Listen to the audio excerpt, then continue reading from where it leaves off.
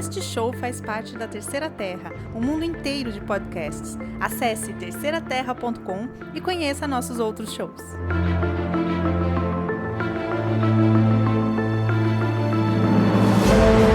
Olá, bem-vindo e bem-vinda a mais um Espada e Planeta, o podcast da Terceira Terra sobre ficção especulativa. Eu sou o Marcelo e eu tenho comigo aqui, como sempre, a ilustre presença espacial da Sibila. E aí, Sibila, tudo bem? Olá! Então, muitos livros para dezembro? Aquela coisa, né? Você fica pensando, vou alcançar como se fala, vou cumprir o desafio literário, né? Aí quando você chega nessas horas, você vê que tipo faltam 2 ou 3, sendo que você leu uma caralhada de livros no ano inteiro.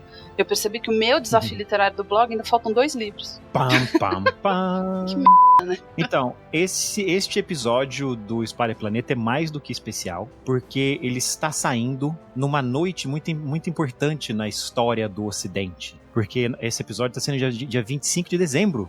E há muitos e muitos anos atrás, numa noite mágica como essa, nasceu uma criança que iria mudar o mundo como conhecemos, né? Sir Isaac Newton. Exatamente. Então, feliz Newtal. Newtal para todos nós, com muita gravidade, muita maçã, né? É isso aí, vamos todo mundo estudar cálculo diferenciado hoje, para lembrar que foi ele que inventou. As 3 leis, né? Cálculo diferenciado não, cálculo diferencial. As leis da termodinâmica, primeira lei de Newton, segunda lei de Newton. Ah, bom, você falou as 3 leis, eu falei, nossa, né? Nunca ferir um humano, nunca... Não, esse aí a gente descarta. Esse aí vem depois, a gente fala depois. As verdadeiras 3 leis da robótica do Asimov é nunca ferir um humano desde que ele não seja negro. Se ele for negro, f***se. Uma né? mulher. Sempre obedecer aos homens, nunca às mulheres. Bom, neste mês de dezembro, eu li 4 livros e 2 gibis. Acho que foi um recorde pessoal meu. E eu ainda não tenho certeza de qual deles eu vou comentar com spoilers. Eu tô com riqueza de detalhes, né? Eu tô começando a achar que talvez eu não comente nenhum com spoilers. Não, talvez eu comente o Moreta. Então, lembrando aos ouvintes já de longa data ou o ouvinte que acabou de chegar, no Espada e Planeta, eu e a Sibila comentamos sobre ficção especulativa, que é ficção científica, fantasia e horror. E nós comentamos as nossas leituras do mês e escolhemos um livro, e todas elas sem spoilers, assim, e exceto por um livro, que a gente fala um pedaço, sem spoilers, se você não quiser ouvir spoiler, aí tem um aviso de spoiler, e aí nós destrinchamos o livro um pro outro, assim. Aí tem um aviso, né? Tipo assim, se você não quiser ouvir spoiler, vai até o minuto 3, não sei o quê, pra ninguém ouvir o que não quer. Bom, eu vou tentar ser rápido com os meus aqui, porque eu quero ouvir os seus. Eu terminei o Nine Fox Gambit, do Ruin Ali. Não, Yun Ali. Nossa, que difícil. Esse e-book tá na minha lista há muito tempo, tá no Kindle, e eu ainda não consegui pegar. E aí, vale? Então, depende. Eu não sei o que... depende do que você gosta numa história. É ficção científica, é de um autor trans, né?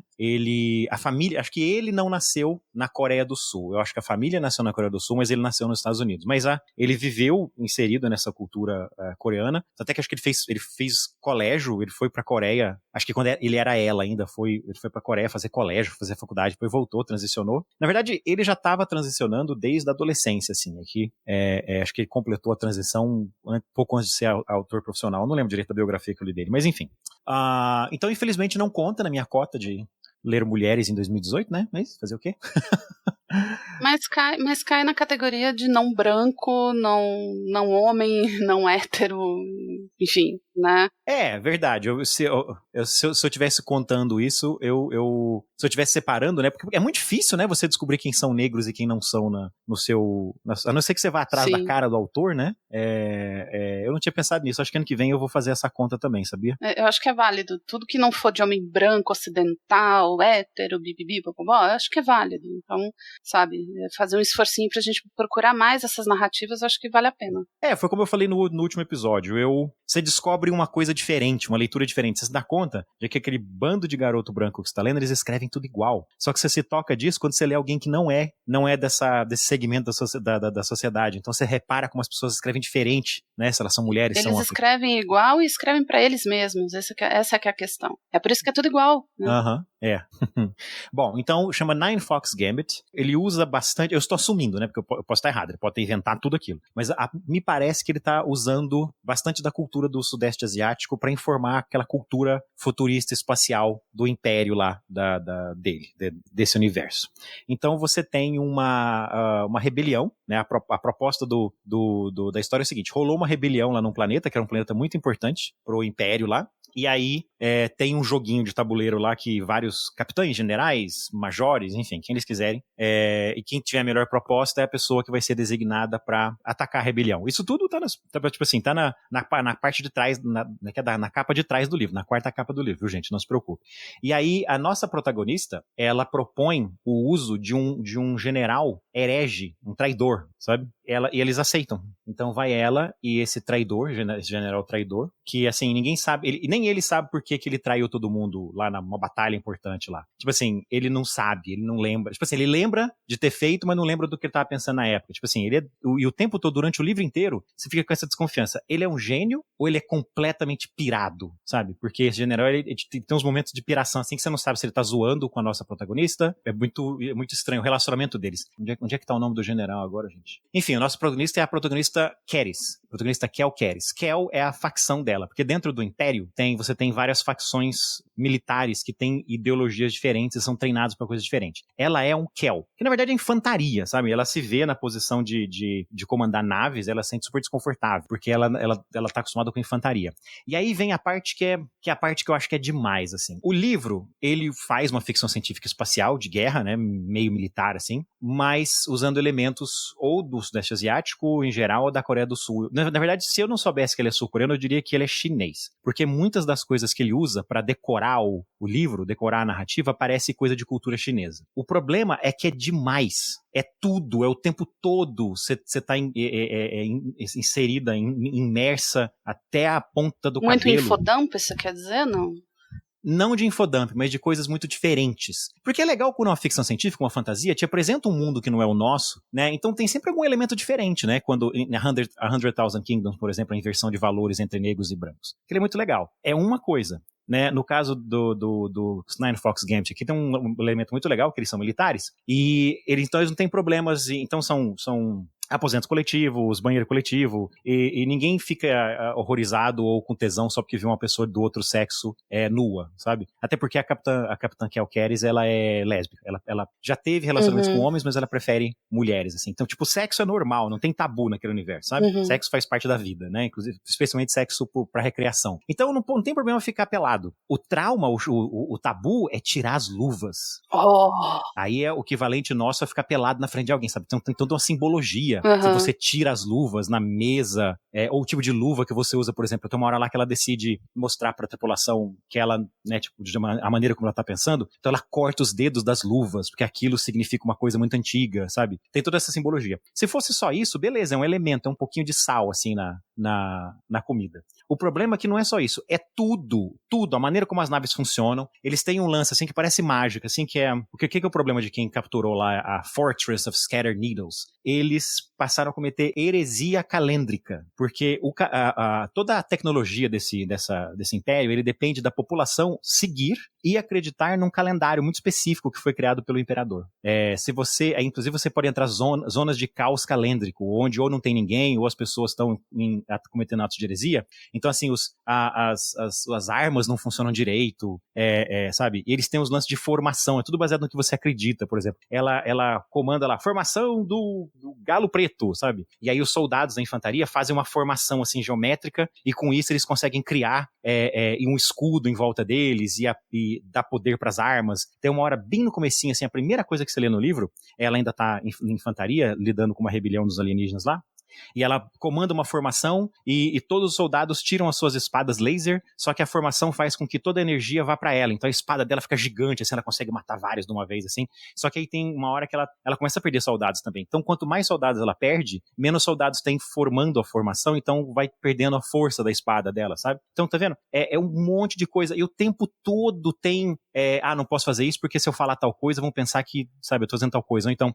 nossa, veio um cara de outra facção aqui, claro que ele tá falando isso porque eles são treinados assim, mas e se eles forem, na verdade, disfarçados daquela outra facção que já fez isso antes? Então, eu vou usar minha metáfora com comida, já que eu acabei de falar, de tempero. É como se o autor empolgou demais na hora de temperar o feijão, em vez de colocar um pouquinho de 2 temperos, ele abriu a despensa e jogou tudo que ele tinha na despensa dentro do feijão, sabe?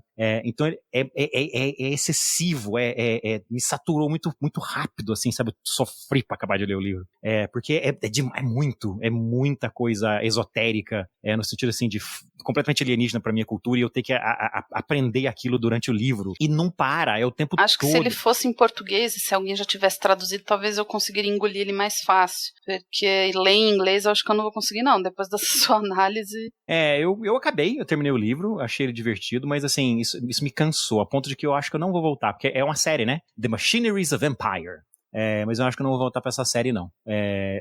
Porque foi exagerado. A gente sai numa ressaca desse tipo de livro, né? Porra, excelente analogia. Eu saí do livro de ressaca. Excelente analogia. Outros 2 que eu li são uma coisa que eu acho que eu falei pra você em off uma vez, Sibila, que eu esqueço de pegar, ou de propósito, não pego o livro. Eu leio o primeiro livro de um arco, de uma trilogia, de uma quadrilogia, de uma série. Aí você leva 4 anos pra pegar o próximo livro. Exatamente. Por algum motivo eu não pulo pro seguinte, eu esqueço dele e vou ler outras coisas. Esses livros, eu tava até vendo quando foi que eu comprei, cara. Eu fiquei assustado com há tantos anos que foi que eu comprei esses livros. Eu li, fui pegando os audiobooks na Audible da série Dragon Riders of Pern, da Ian McCaffrey. E eu adoro essa série, eu amo essa série. Eu peguei ela achando que era fantasia, ela é ficção científica. E aí eu li os primeiros 6 livros, um atrás do outro, assim, porque eu amei. Tanto é que os 3 primeiros livros formam uma história, livros 4 a 6 formam outra história. Só que assim, o livro 1, 2 e 3 lida com os Dragon Riders. O 4, 5 e 6 lida com os Harpers, a história do ponto de vista dos Harpers. Os Harpers são os mantenedores do conhecimento daquele mundo. E assim, o livro 4 se passa ao mesmo tempo que o 2, o 5 se passa ao mesmo tempo que o 3, e o 6 se passa depois, né, do 3. Eu amei. E aí, só que a Audible não tinha ainda os outros. Quando a Anne McCaffrey morreu, em 2012, eu acho, o filho dela, acho que é Todd McCaffrey, ele já tinha começado a escrever com ela. Ela tava velhinha, né, ela morreu com quase 100 anos. Viveu bem, hein? Ele já tinha começado a escrever com ela, né, escreverem juntos. Depois de um tempo ele passou a escrever os próprios livros, né, no universo de Dragon Riders, de Pern. Quando ela morreu, acho que ela tinha escrito 23 livros, ela e ele tinham escrito 23 livros nessa série, fora as outras séries que ela tem na vida, né, ela escreveu coisa pra cacete. Mais um livro de contos de outros autores e um atlas. Então tem aí 25 livros, né? E eu li os 6, mas assim, a Audible não tinha colocado os outros, ela tinha colocado só os 6 primeiros. Eu falei, caramba, eu quero ler o próximo, porque assim, fecha o arco, encerra, e eu sabia que o próximo, o 7º livro, era a Moreta Dragon Lady of Pern, que é uma história que se passa, acho que 500 anos ou 1500 anos no passado, que é essa Dragon Rider famosa, mítica, né, a Moreta. E não tinha na Audible ainda. Eu falei, eu vou lá no Book Depository e compro o livro físico mesmo, né? E deixa eu ver aqui, minha conta, deixa eu ver quando é que foi que eu comprei esse livro. E aí, tinha lá o livro, por um preço muito bom, mas o audiolivro em CD estava numa promoção. Tava o preço do livro físico, sabe? Se não mais barato. Porque audiolivro, quando você compra em físico, assim, o CD, geralmente ele é caro, né? Custa 26, 28 dólares, né? E esse tava baratinho. Então eu peguei ele e uma outra continuação, aproveitei que eu tava lá, né? Procurei por outros livros na promoção e aproveitei e comprei o Broken Angels, do Richard K. Morgan, também em áudio CD. Parece que eu não lembro quando é que foi isso, fevereiro de 2014. Que o Book Depository tá fazendo promoção de audiolivros em CD, né? O disco, né? O CD com MP3, né? E aí eu comprei o Broken Ages também. Broken Ages é continuação do livro... Continuação não. Se passa no mesmo universo que o livro Altered Carbon, que a Netflix fez uma série recentemente, que eu sinceramente não tenho o menor interesse, porque eu tenho certeza, pelo que eu vi no trailer, fizeram uma gameotronização de Altered Carbon. Olha, quem assistiu falou pra mim que cagaram o livro. Eu falei, firmeza, bom saber. Não li, nem lerei. lerei. Sabe a dupla sertaneja? Não li nem lerei? Então, eu ouço muito essa dupla. Eu li o primeiro, achei muito bom, e o segundo se passa 30 anos depois, e você pode ler o segundo sem ler o primeiro, porque ele faz uma referência à história que aconteceu no primeiro. Breve, assim, rápida. A única coisa que você precisa saber pra ler Broken Angel são 3 livros que passa do universo do Takeshi Kovacs. Você tem que saber por que todo mundo fuma tanto naquele futuro, né? É porque como eles podem trocar os corpos, né, o corpo é descartável, se você tem dinheiro, então foda-se câncer. Ninguém tem câncer. Ah, tô com câncer, beleza, eu vou fazer um outro corpo pra você. Se bem que se eu tivesse essa tecnologia agora, eu aproveitava, porque aí eu já trocava isso que tá dando PT mesmo. Pegava uns, né, 0 bala, aí, ó. Não tava mais com dor, nem problema de coluna, descartava isso aqui, aí. Ou então, aquele corpo no Guerra do Velho, pô, seria sensacional num calor desse, você só faz uma fotossíntese, pronto, tô alimentada. Acabou, entendeu? Você não... Fantástico. Ou você enche uma piscininha de criança de água e mergulha, não precisa sair pra respirar, né? Piscininha de 1000 litros ia estar aqui armada o tempo todo, era só isso que eu queria, não precisava de muita coisa. É foco. Bom, E o último livro que eu vou comentar é o Broken Angels, do Richard K. Morgan. O primeiro livro, o Altered Carbon, que ele é transhumanista. Foi quando eu descobri transhumanismo e eu fui atrás de leitura transhumanista e descobri o Richard K. Morgan. No Altered Carbon, é uma história de detetive, filme noir, assim, hard-boiled. Por que é hard-boiled? Porque quando é violento pra caralho. Quando tem sexo, o sexo é explícito e selvagem, sabe? Quando, tipo assim, aquelas filmes bem assim, mundo cão, sabe? Só que num mundo transhumanista. Ele é contratado, ele não é da Terra, ele não gosta da Terra, a Terra pra ele é um lixão. Ele é de Barnard's World, por isso que chama Takeshi Kovacs. O planeta foi colonizado por poloneses e japoneses. Por isso chama Takeshi Kovacs. E ele tira sarro de todo mundo, assim, ele elogia quando alguém fala o nome de certo, ao invés de falar Kovacs, a pessoa pronuncia correto, né, que é Kovacs. E aí, lá no outro planeta, ele é contratado por um ricaço que quer que ele investigue a morte de si, porque ele foi morto, só que ele foi restaurado de backup, e quer saber quem foi que matou ele, né? E ele, então como é que ele faz? Ele usa firecasting. Eles têm existe hiperespaço nesse universo, mas você não consegue mandar objetos físicos, só informação. Então ele congela o corpo dele no planeta dele e é transmitido pelo hiperespaço para a Terra. E aí ele entra no corpo de um detetive. Assim, o corpo... Na verdade, eu não lembro exatamente por que ele usa o corpo desse cara. Porque todo mundo tem um stack, tem um implante na base do crânio, né? Que é onde está você de verdade. Que se você morre, eles puxam aquela informação e põem em outro corpo, né? Ou carregam você em realidade virtual, né? Pra te interrogar, por exemplo. Eu não lembro por que esse cara...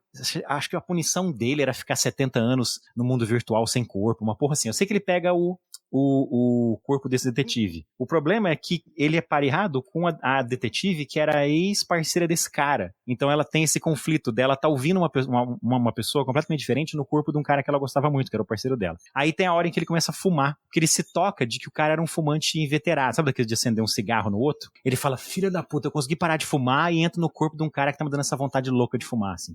Então é uma investigação de detetive, assim, sabe? Podia ser muito bem preto e branco, assim, né? Sem imaginar na sua cabeça se fosse um filme, sabe? E é muito legal porque a evidência do que aconteceu é apresentada pra você nas primeiras páginas. Só que ela é apresentada de maneira mundana. Você se toca no final, sabe? Quando o Kovacs se toca também, sabe? É uma história de investigação muito legal. O segundo livro, Broken Angels, não é de investigação. Ele é tipo um caper. Ele já tem 30 anos lá na tropa de elite mega power de um outro planeta, em que tá tendo o governo tá enfrentando uma rebelião praticamente de nível planetário, assim, de um fanático maluco lá que quer tomar o poder, e ele é soldado. Só que ele tá cansado, ele tá de saco cheio de ser soldado, da guerra, que não vai pra lugar nenhum, sabe? Hoje você conquista a península, amanhã eles conquistam uma ilha em outro lugar, sabe? Tipo, ele tá de saco cheio. E aí ele conhece um outro cara que tem uma proposta pra ele, um outro soldado lá que quer dar o fora também, que eles descobriram, aí eles introduzem uma coisa nesse universo que não falaram nada no primeiro. Quando a humanidade, acho que não tinha nem humano ainda, não tinha nem descoberto como fazer fogo ainda, os marcianos estavam colonizando a galáxia.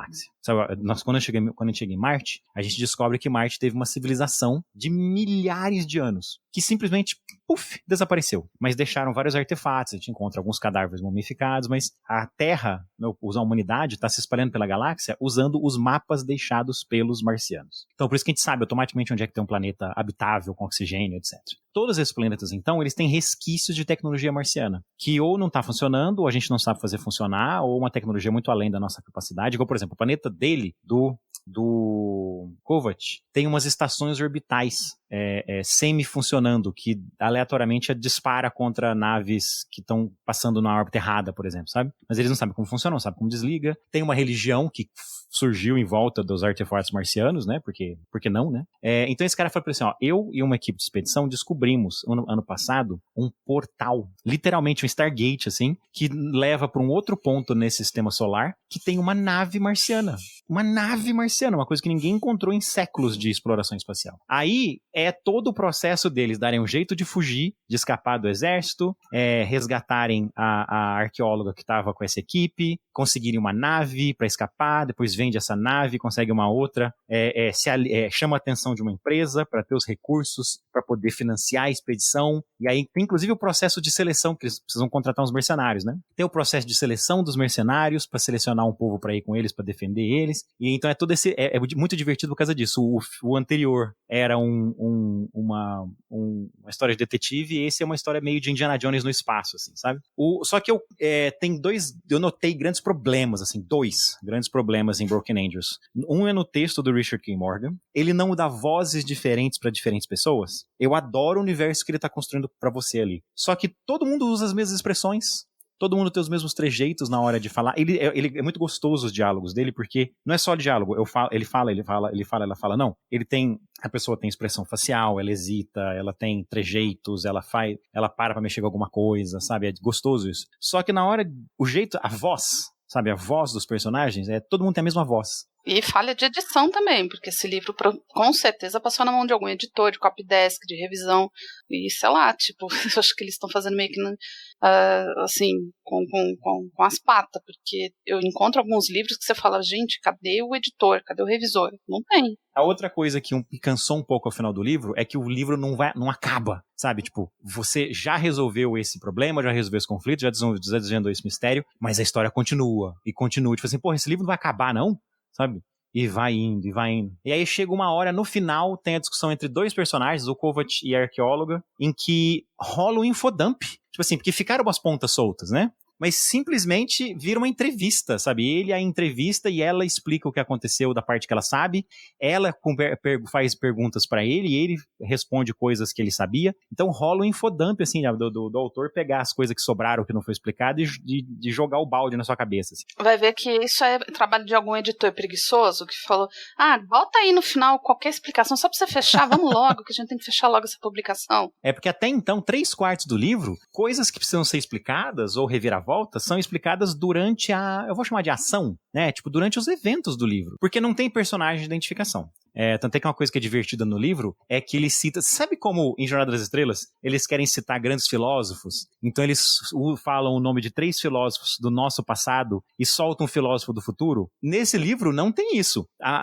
Você passa tantos séculos no futuro que ele só tem referência musical, por exemplo, de coisa que é do passado dele, mas que é do nosso futuro. Então é divertido isso. Quando ele faz as comparações assim, achei um negócio lá da cor da flor não sei o que do planeta tal. Você não faz ideia que cor é essa, tá? Sabe? Ou quando ele cita assim, nossa, isso me lembra uma passagem de um poema de fulano. Aí ele lê a passagem, tipo assim, você não faz ideia. Uhum. Porque é tudo do passado deles, né? E isso eu achei bem divertido. Eles não tentam... Não aparecer um garotinho descongelado de 600 anos pra ficar fazendo as perguntas óbvias pro protagonista te explicar as coisas, sabe? Não tem isso. Quando faz referência a filme que você nunca viu, obviamente, porque o filme não existe, né? Mas o livro ainda vale a pena, tanto o Altered Carbon quanto Broken Angels, pela construção. Se você gosta de transhumanismo, porque transhumanismo é o que tem depois do cyberpunk, né?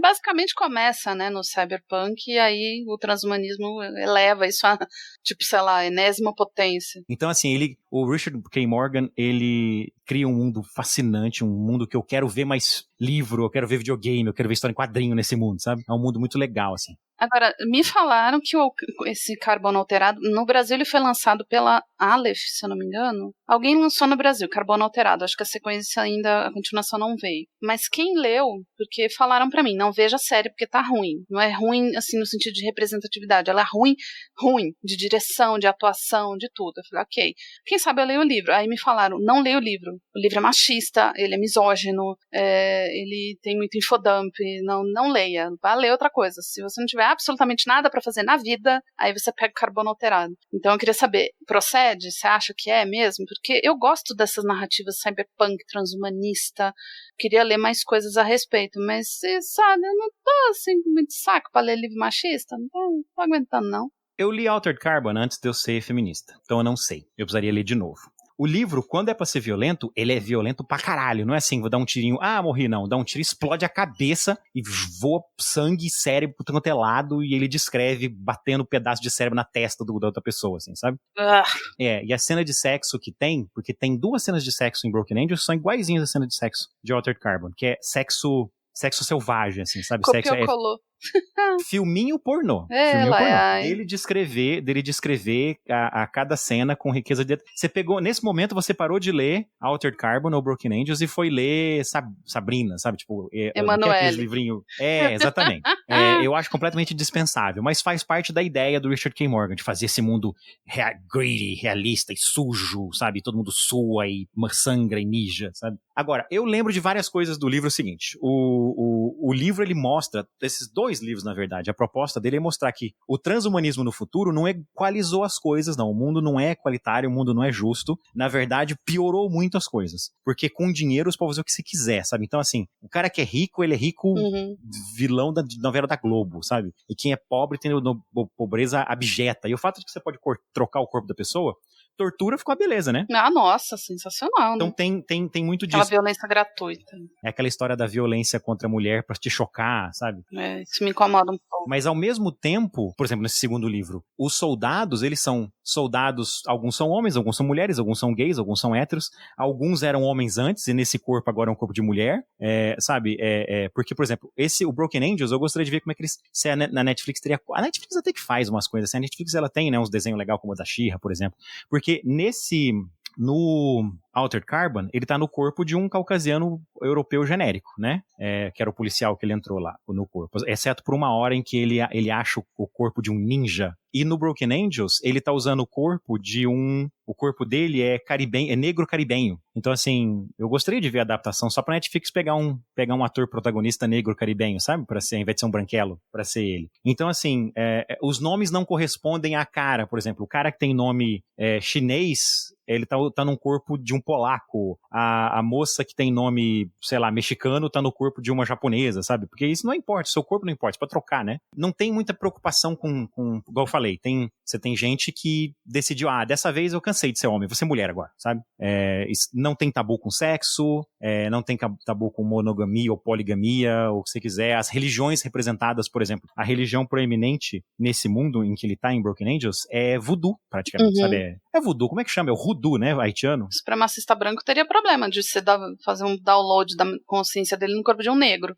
Esse conflito não tem? Não. É uma coisa que não tem nesse universo. Tem muito. Ele foca muito, muito, muito em diferenças sociais. Porque a divisão entre a humanidade agora é quanto dinheiro você tem. Sabe? Se você é rico ou se você é pobre. E essa é a crítica que ele faz nos 2 livros. Não tem muita diferença de hoje também, né? Não, basicamente, o que foi ficção científica faz de melhor. Pega um problema de hoje e põe no futuro ou no espaço, exagera pra caramba, né? E tenta dissecar esse problema, né? E ver ser uma história assim, olha o que vai acontecer se a gente não consertar isso agora, né? Mas seria um conflito legal do autor trabalhar essa questão, né? Um cara, só tem um corpo de mulher. Não, mulher não. Me dá um corpo de macho aí, que eu não quero mulher. Já pensou o tipo de conflito? Ele poderia fazer um prequel, mostrando o começo da implantação dessa tecnologia. Tipo, só tem esse modelo aqui, cara. Ou pega ou larga. Bom, foi o que aconteceu com ele quando ele tava contratando os mercenários, né? Que um dos caras reclama, tipo assim, pô, você não tinha um corpo negro pra me colocar? Não, cara, né? Tinha que ser esse corpo de branquelo. É o máximo. Aí ele fala assim, cara, é o que tinha na loja. Porque é mais importante as habilidades, né? O cara, por exemplo, tem um cara lá que é o infiltrador deles. É mais importante ter um corpo geneticamente modificado para ser super silencioso, né? E ter óleo, ver no infravermelho, sabe? Do que seu cabelo é preto ou amarelo, sabe? Então, assim, tem os 2 momentos que tem umas piadinhas assim só. Que tem uma hora, por exemplo, que quando ele faz sexo lá com uma moça, ele desconfia e depois fala assim, eu vou ser super mal educado, mas eu vou te perguntar, você era homem antes? Porque a nossa transa foi muito assim, você fez muito precisamente o que um homem gostaria de ser feito na trepada, sabe? Aí ela rebate, não, eu fiz exatamente o que uma mulher faria.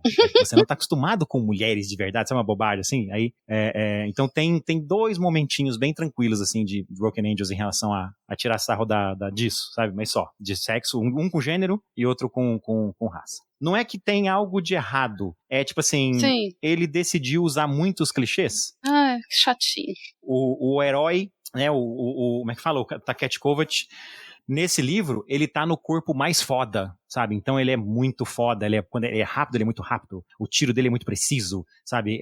Quando ele corre muito rápido, sabe? Tipo, ele é um super-heróizinho mesmo. Pontos pra ele estar no corpo de um negro caribenho, assim.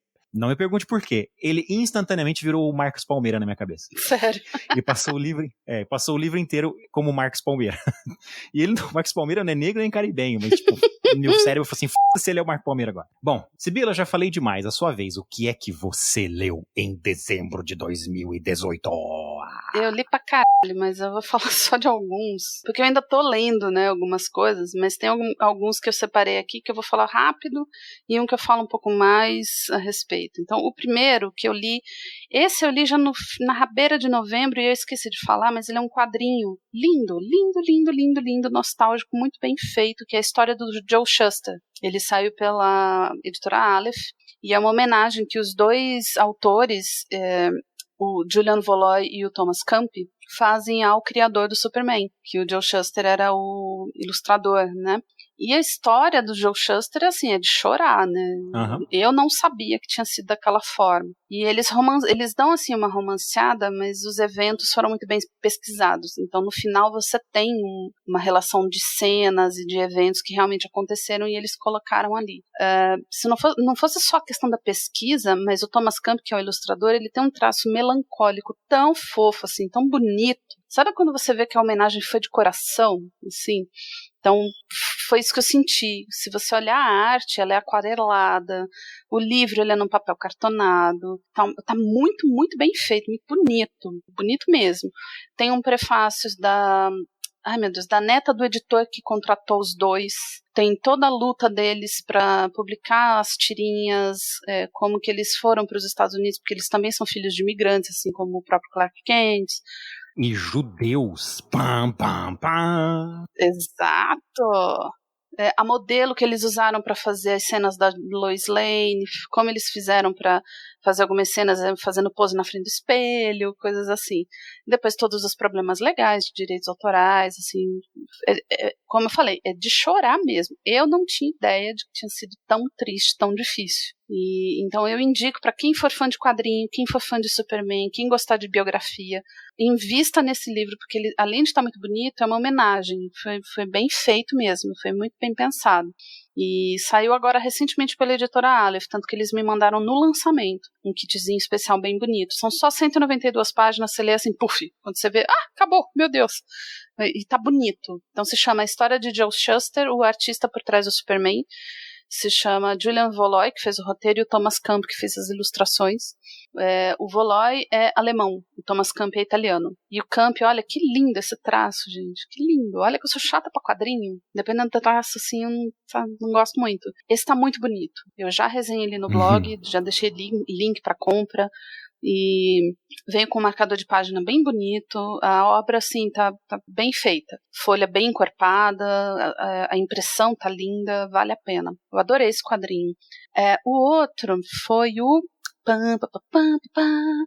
A Verdadeira História da Ficção Científica. Este livro é um calhamaço, vai sair a resenha tipo meia-noite agora, e o autor ele é um professor de literatura inglesa do século XIX e ele constrói uma teoria, ele faz uma pesquisa gigantesca, o livro é fantástico por isso. Ele faz um resgate, ele reconta a história ocidental a partir das histórias fantásticas. É mais ou menos isso. Então ele pega os livros que foram sendo lançados, as narrativas fantásticas que foram lançadas, e ele reconta a história do Ocidente. É mais ou menos isso.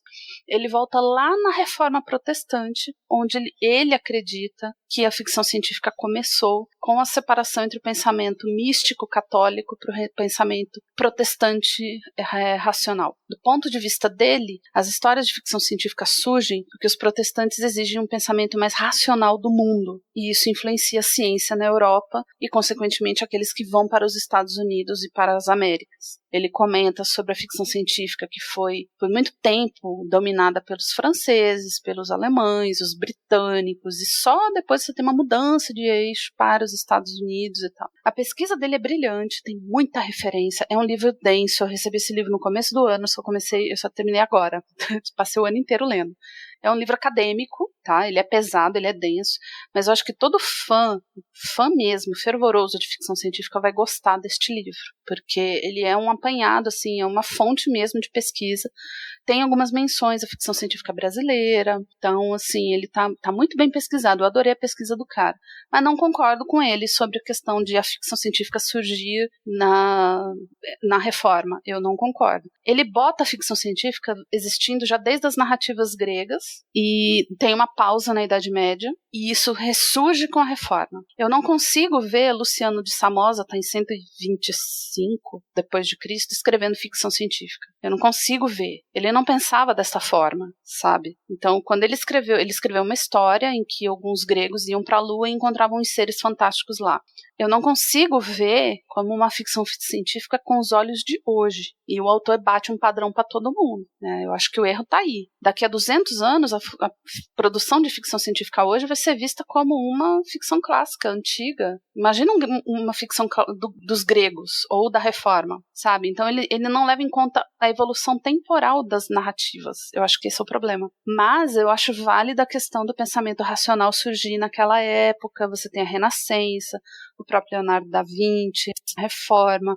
É uma mudança radical na forma de pensamento, mas não consigo ver ainda como ficção científica. Não consigo ver. Então, para mim, a crítica é essa. Eu até gostaria que alguém que lesse o livro me dissesse, e aí, o que você acha? O Borges já leu não, né? Ele estava revisando o audiolivro, se eu não me engano. E ele já falou que ele também não concorda. Então, e o autor, ele fala assim, eu sei que isso é pouco, como que ele fala? Pouco ortodoxo, mas eu estou aberto a discussões, eu estou aberto a conversas. Então, beleza, vamos conversar. Para mim, não procede, né? Ainda assim, acho que é um livro fantástico para você ter numa prateleira, para você usar como forma de consulta. Ele fala que a ficção científica é a grande narrativa dos nossos tempos, então a gente só tem como analisar os nossos tempos a partir da ficção científica, ou para analisar os tempos que virão, você só tem a ficção científica para fazer isso. Concordo, né? Concordo pra caramba. Uma crítica. O livro em inglês se chama só A História da Ficção Científica. Eu não sei por que raios a editora optou por botar a verdadeira história. Então, é uma história. É para dar mais cliques. Foi clickbait. Para mim, eu achei desnecessário e sensacionalista. Eu não teria colocado. Eu acho que os editores erraram em fazer isso. Deveria ser só a história. É The History of Science Fiction. Acabou, né? Não é a definitiva, porque não tem como você botar um ponto final numa arte. Agora acabou, vamos para o próximo. Acabou aqui, não tem mais. Não é. Tem isso, gente. Você não acaba com a arte ou com a literatura. Você só a transforma. E aí você colocar a verdadeira história, vai dar a impressão de que essa é a única. E não é. A gente tem várias narrativas, então acho que o problema é esse. Fora isso, é um livro fantástico. Só que ele é denso, então você vai levar um tempinho para ler, eu já tô avisando. O outro livro é o Fluency. Pam, pam, pam. Então, qual é a tensão deste momento? É que o Fluency foi a indicação do Marcelo. E da Luciana. Não vou morrer sozinho aqui não. O Marcelo e da Luciana. Vai na fé que esse livro é foda. Eu falei, beleza, vou. Só que assim, ele me indicou isso já faz uns 2 ou 3 anos, né? Já faz um tempinho que tava no meu Kindle. Eu falei, vou ler. Eu tava afim de ler alguma coisa em inglês. O livro começa muito bem, muito bem. A NASA tá escondendo do mundo inteiro que tem uma nave alienígena lá no cinturão de asteroides. E que todas as missões que foram para Marte foram para, na verdade, para você olhar com mais atenção para essa nave. Tudo bem, as sondas desceram em Marte depois, mas na verdade elas fazem um passeizinho assim, né, para dar uma olhada na nave. E aí eles, enfim, selecionam uma tripulação e mandam uma cápsula para a tal da nave, que é a capa do livro, que é lindíssima. Eu acho linda aquela capa. Eu gosto muito de capas assim, sabe, com nebulosas no fundo, aquela coisa colorida, bem bonita. Acho demais. Poderia ser um pôster assim, né? Nossa, já pensou? Que quadro bonito? Ficava da hora, né? O artista caprichou ali. E aí, assim, a protagonista, que praticamente a gente vive na vida dela, né? Dela e do Alan Bergen, que é um engenheiro. Ela é linguista, então ela vai de maneira a tentar estabelecer contato com seja lá quem for que esteja lá dentro. A autora resgata também a tal da queda do OVNI de 47, né? Então, isso foi muito legal. Você ter astronautas atuais, né? Indo para uma missão. Porra, bacanésimo. Eu tava comprando a ideia do livro super bem. Quando eles entram na nave, ela desmaia e tem uma comunicação telepática com o ET que tá dentro da nave, eu falei, entendeu? Parou? Como assim? Isso pra mim foi muito Deus Ex Machina. Se você tem uma linguista que ela tá indo lá pra decifrar uma língua alienígena, pra entrar em contato com um ser alienígena, e você simplesmente entra na cabeça dela e fala, oi, tudo bem? Acabou, você precisa dela pra quê? Ela ainda tenta dar uma desconversada de que ela tem uma genética específica, especial, super mega foda. Aí depois ela tem aquele maldito tesão não resolvido entre a linguista e o engenheiro. Eu ficava, pelo amor de Deus, se peguem, sabe? Arruma um quarto, se peguem, aproveita que tem gravidade agora. Faz esse favor, na moralzinha, se peguem, porque tá chato. 2, 3 páginas falando da ereção do cara tomando banho. Assim, você quer me vender um romance espacial? Me venda. Você vai falar, olha, tem sexo, tem tesão, tem atração sexual no livro. Beleza, eu leio, eu compro essa ideia. Mas me avisa, não me vende isso como um hard sci-fi. Tanto que na descrição do livro é tipo isso, uma hard sci-fi, uma ficção científica. E aí o pessoal critica, fala, mas gente, por que ela não avisa que esse livro não é exatamente sobre isso? É como se ela vendesse essa história e não é, cara, sabe? Eu li hoje de manhã um texto não lembro de quem, nunca vou lembrar, mas lá na Tor.com, sobre o conceito de hard sci-fi, ou de hardcore sci-fi, como um rótulo que ninguém sabe o que é, as editoras, porque como tem um público cativo para hardcore sci-fi, as editoras às vezes metem assim, pá, pronto, esse aqui é sci-fi hardcore, mas não é. Sabe? Aí, tanto é que a autora da postagem, ela dá uma sugestão de 5 ou 7 livros que são hard sci-fi de verdade. Porque, aparentemente, o hard sci-fi tem esse problema com... Como é que você traduziria gatekeeping? Essa expressão os guardiões da informação, de quem decide. Então, tem esse... Eu não sabia desse problema, que hard sci-fi tem esse estigma da editora meter hard sci-fi em qualquer coisa. E tem um estigma também de alguns fãs, entre aspas, de ficção científica, de achar que a única verdadeira FC é a hard. Não, gente. Você não precisa ser cientificamente acurado, preciso, para você fazer uma discussão. Então, existem livros que vão ser mais precisos. Por exemplo, a própria Finer Wells, você vê, a cápsula não tem gravidade, né? É uma coisa minúscula, que a própria linguista fala, peraí, a gente vai voar nisso? Meu banheiro é maior do que isso aqui. É desesperador, né? Porque, é claro, com a nossa tecnologia, o dinheiro disponível, eles não podiam fazer nada grande. Então, talvez isso tenha sido o gatilho para se botar o rótulo, isso aqui é hard. Não, não é. Não é hard. A partir do momento que você bota um alienígena, não é mais hard. A partir do momento que você coloca uma gravidade artificial, não é mais hard, né? Hard seria mais ou menos o que fizeram com The Expanse, em que você tem a diferença gravitacional entre os humanos e os Belters, né? O pessoal que mora no cinturão. Você tem naves que não têm gravidade. Se você tem gravidade é porque você está acelerando a nave. Aí você poderia chamar de um hard sci-fi, entre aspas, porque a partir do momento que entra a protomolécula, acabou. Você não tem mais. Então, eu acho que fica complicado para certos autores trabalhar apenas e exclusivamente com o hard. Em algum momento você vai ter que viajar na maionese, como Gravidade. Gravidade é um filme que muita gente não considera ficção científica. Como assim, Nossa, gente? é um dos 6 filmes de ficção científica de verdade que existe em Hollywood? Exato, exatamente. Só porque ele é realista, ele não é uma ficção e não é científica, então existe um preconceito. Eu acho que o leitor de hard, ele não se permite ler outras coisas, ele preza pela precisão científica. Só que é aquela coisa, ele consegue viajar na maionese em alguns pontos e não viaja nos outros. Então eles aceitam gravidade artificial na boa. Foi como eu falei, mas o projétil, né, no cilindro de O'Neill que faz uma curvatura assim, assado, porque a tangente, porque o cosseno... para, velho. Lê essa merda. Leia. Eu acho que o problema do livro da Finer Gardner Wells é esse, vender de uma maneira que ele engana o leitor, quando ele, na verdade, é um romance, é a história do tesão mal resolvido da linguista com o engenheiro, é isso que ele é. Toda vez que eu achava que ela ia começar a explicar melhor a história, ela parava pra botar uma tensão sexual entre aqueles dois. Pô, bicho, se não dá, sabe? E isso tirou a minha vontade de ler o próximo. Eu até tô com eles no Kindle ainda, eu não me desfiz deles. Talvez daqui a 2 anos eu volte e pegue de novo. Mas por enquanto, assim, foi uma ótima ideia que ela desperdiçou. Botou um Deus Ex Machina ali e cagou tudo. Então pra que você tem uma linguista se ela vai se comunicar telepaticamente com o cara? O E.E. Bry, eu e a Luciana adoramos aquele personagem. E você detestou aquele personagem, né? Odiei. Eu queria arrancar ele daquela cápsula onde ele estava e rasgar ele em 1000 pedacinhos, assim.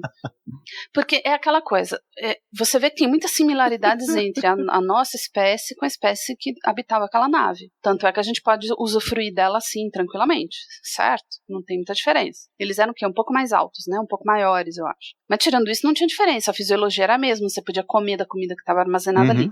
Se eles pensam como a gente, como é que não apareceu um filho de Deus para dizer assim, olha, eu acho que se você se comunicar telepaticamente com uma única pessoa, vai dar merda.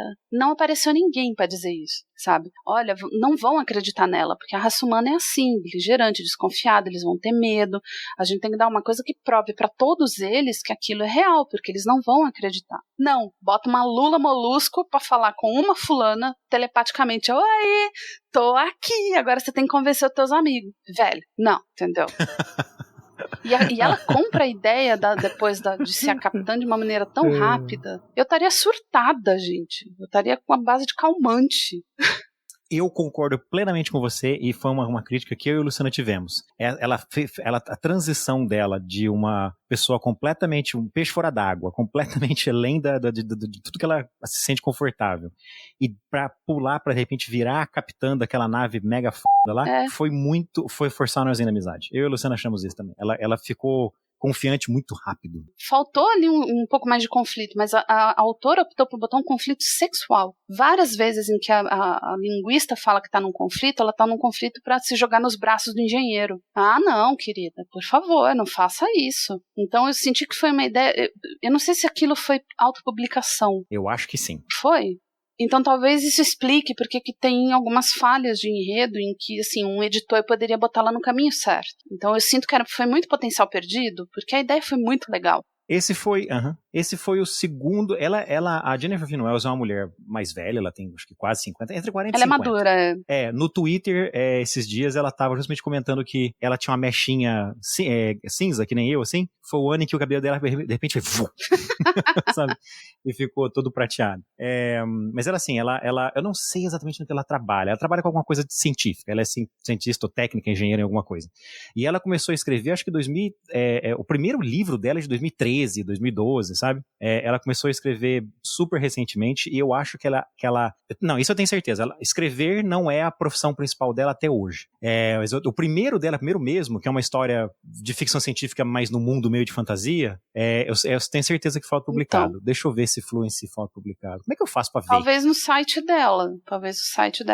Mas eu senti que foi muito assim, foi bem cara de autopublicação, porque assim, do ponto de vista de uma autora, você enche página, você faz um infodump, você às vezes toma decisões erradas, é aí que entra o trabalho de um editor. Eu gostaria muito de ter um editor que eu pudesse pagar e me botar na direção certa. Às vezes eu vejo algumas críticas às coisas que eu escrevo, que eu falo, verdade, isso aqui poderia ter um outro rumo, eu poderia ter diminuído o infodump, coisas assim.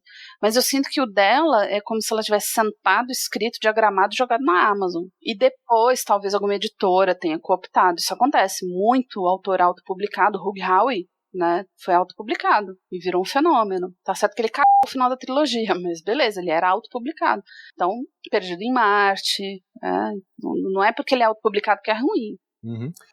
De acordo com... olha só, cadê? Não, a Fluency foi o primeiro livro dela. Fluency foi o primeiro. Ela escreveu o primeiro, esse foi autopublicado, chama The Grove, que é uma novelete, é isso? Noveleta? É uma novela que é um conto. Bom, o primeiro texto dela, chama The Grove, foi publicado um ano antes de Fluency, tá de graça na internet, tá de graça no site dela até hoje. Aí depois ela escreveu Fluency e na Amazon, porque eu hesito a impressão que eu tenho que também é um livro autopublicado, livro de fã, né? Porque saiu o audiolivro, né? Não sei se a Audible pega qualquer coisa, né? Tipo, tem que ter um intermediário para a Audible pegar e transformar. Ou não, porque esse é um Audible Original, porque foi produzida a versão audiolivro pelos estúdios Audible. Então talvez a Audible tenha pegado. Tá aqui fala na Amazon, tá dizendo que foi publicado por Blue Bedlam Books. Eu tô entrando no site do Blue Bedlam Books aqui e tá parecendo ser uma daquelas editoras pequenas que publica o seu livro. Tipo, publicamos o seu livro. Pode ser que seja um selo da própria autora. Às vezes é um selo que... Eu já vi isso acontecer de alguns autores, para tentar fugir do estigma da autopublicação, criar um selo próprio. Porque eu também nunca tinha ouvido falar desse editor. Eu fui atrás e eu falei, eu não conheço isso aqui, né? Normalmente você lê coisa da Thor, da Angry Robot, coisa e tal. Eu acho que é dela. Porque só tem livro dela publicado por essa editora. Então, tá aí. É um selo dela. Pronto, acabou, tá resolvido o mistério. Mas eu acho que ela, como trabalho de um bom editor, ela conseguiria fazer coisa boa, porque a ideia é legal do Fluency. É legal, não é ruim, não. Eu tava comprando a ideia. Até que, né, ela botou a telepatia e acabou com o negócio. Acabou. Foi uma pena, porque eu tava comprando a ideia, eu tava curtindo. Eu penei, eu empurrei com a barriga, empurrei com o joelho, empurrei com o tornozelo, porque eu não conseguia terminar o livro. Enfim, foi uma pena. Eu queria ter muito comprado a ideia. Eu fiquei morrendo de raiva, porque eu falei, não é pra fazer isso. É tão difícil você encontrar mulher que escreva ficção científica assim, que você compra a ideia imediatamente. Às vezes é tudo romance, às vezes é, né, tesão no espaço. E eu quero mais desses livros. E no Brasil você vê que tá tudo bem, tá vindo aos poucos.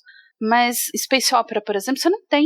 Eu fui procurar na Amazon, o único de Space Opera que tinha era o meu. Deixa as Estrelas Falarem. Não tinha. Em português, não tem. Assim, você procura, aí você tem oh meu Deus, que é uma FC militarista da NLEC, com Justiça Ancilar. Que mais? Então, as grandes sagas de ficção científica das mulheres não chegaram aqui ainda.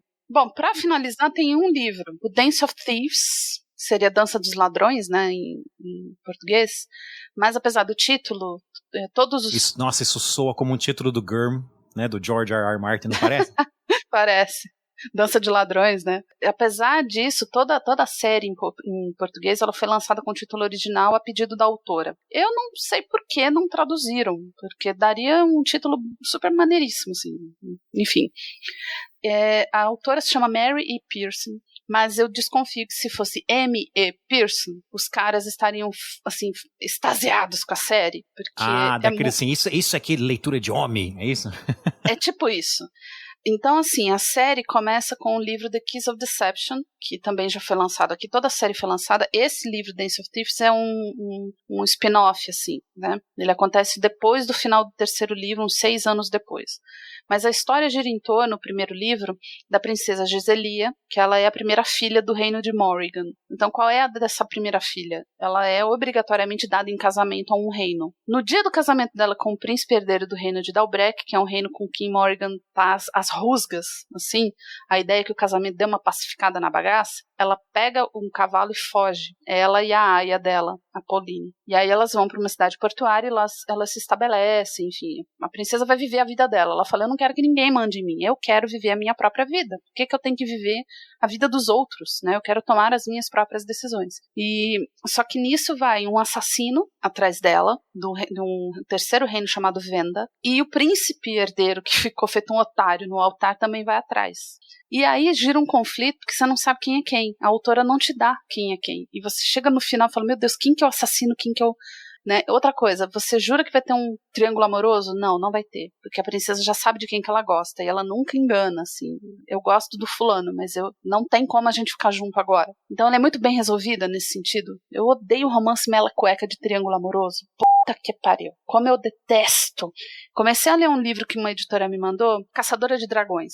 E assim, ela encontra um escravo, o escravo vai ajudar a fazer um curativo na pele dela. O cara rela o dedo na pele dela, ela já tá tendo arrepios pela pele. Ah, bicho, para. entendeu? Que romance rápido é esse? Não dá, sabe?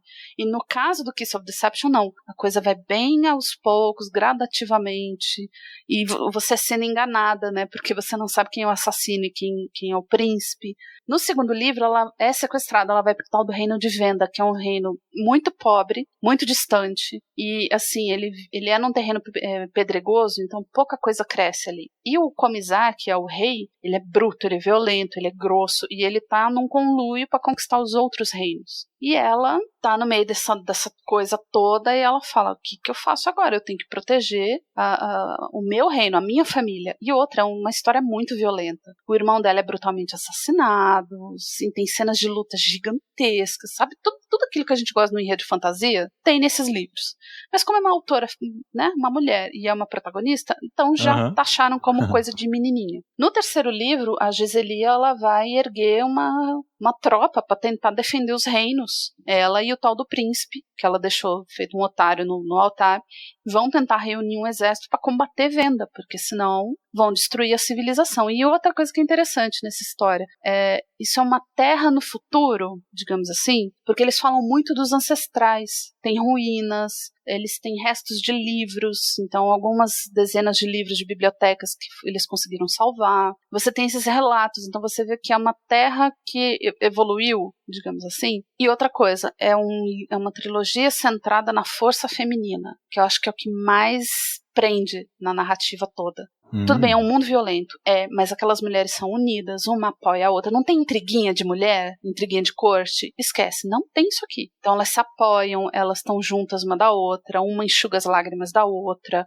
Eu tô contigo até o final, vamos combater isso aqui, vamos lutar. A Giseli se machuca várias e várias vezes. Ela toma flechada, ela quase morre de hipotermia. É uma jornada incrível, assim, sabe? Incrível. Sabe aquela que você tem gosto de pegar na mão da personagem e falou, vamos, amiga, vamos? É isso. Acabou essa trilogia, ela lançou uma novelinha em inglês, que lá fora saiu só em e-book, mas aqui ganhou uma versão em capa dura bem bonitinha, que conta a história da fundação do Reino de Morrigan. Então já é algumas dezenas de anos depois do fim do mundo. Você não tem reino, você não tem cidade, você não tem nada. Você tem grupos nômades que vão aonde tem recurso. Então a vida é assim, é tudo muito brutal, muito violento, mas felizmente ela não bota estupro, não bota violência contra a mulher gratuitamente. Felizmente ela faz isso, ela te resguarda nesse sentido. Então isso é um prequel, e agora eles lançaram um sequel, não sei como é que fala, mas esse livro vem 6 anos depois do último livro da trilogia, que é o The Beauty of Darkness. Existem palavras da língua portuguesa para prequel e sequel, que é usado usado em Portugal. A gente não usa no Brasil, mas existe na língua portuguesa porque existe em Portugal. Sequel, a gente fala sequência, continuação, mas existe a palavra sequela. Sequela, é a sequela do terceiro livro, então seria. Mas a minha favorita é a versão em português de prequel, que é prequela. Prequela. Ahá! Esse Dance of Thieves, ele não é com a princesa Giseli, apesar de ter menção a ela, mas é com os Rattan. Os Rattan são a guarda da rainha de Venda, né? Desculpa ter que soltar um spoiler, mas tem uma rainha de Venda agora, o Comisar foi derrubado, e existe uma rainha lá. O Rattan é a guarda de honra, eles são extremamente profissionais, muito precisos, muito articulados. Só que essa guarda agora é só com mulher. E aí eles mandam essas 3 meninas das Rattan. Uma delas era uma ladra na época do Comisar, e ela era muito boa, mas também assim arrumou muito desafeto, né? Eles vão atrás de um oficial do exército de Morrigan que conseguiu fugir depois do fim da guerra, que a rainha quer pegar o cara, porque foi por conta dele que ela perdeu quase toda a família. Quase todo mundo morreu. Perdeu o pai, perdeu 2 ou 3 irmãos. Foi muito feio mesmo. Quando eu falo que o livro é violento, ele é, né? Então ela manda essas Rattan lá para uma região que, assim, não é que é bem um reino. Os reinos não reconhecem aquela região. É como se fosse uma cidade-estado controlada por uma família, né? E ela manda essas 3 meninas lá porque tem uma informação de que este cara está por lá, assim. Ele está fugido há 6 anos e quando elas chegam, ela conhece o tal do Patrei, que é um poderoso chefão, digamos assim. Ele é o chefe da família que controla a região. E só que me incomodou que nesse livro ela já colocou tipo um romance muito rápido. Eles ficam íntimos rápido demais. E apesar disso ter servido bem para determinados momentos, sabe quando parece que é um homem e uma mulher sozinha, eles têm que se envolver? Nossa, eu tenho preguiça disso. Eu não gostei muito disso, eu achei meio chatinho, assim. Bons personagens, muito bem construídos.